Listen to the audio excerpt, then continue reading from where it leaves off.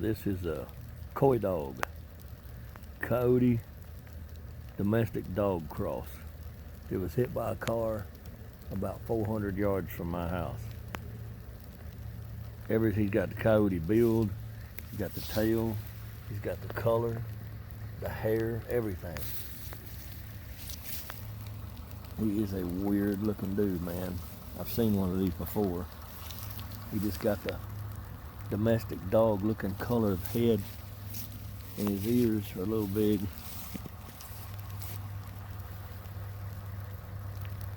But he is definitely a coyote cross. Front foot bigger than the back foot, just like a coyote. That's how you can always tell their tracks from a domestic dog.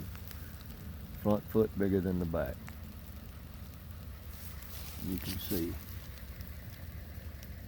Front foot's much fatter.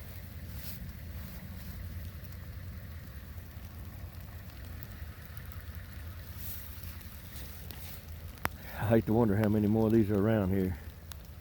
These animals can be dangerous. A pure coyote will run from you every chance he gets, but these mixed breeds may not.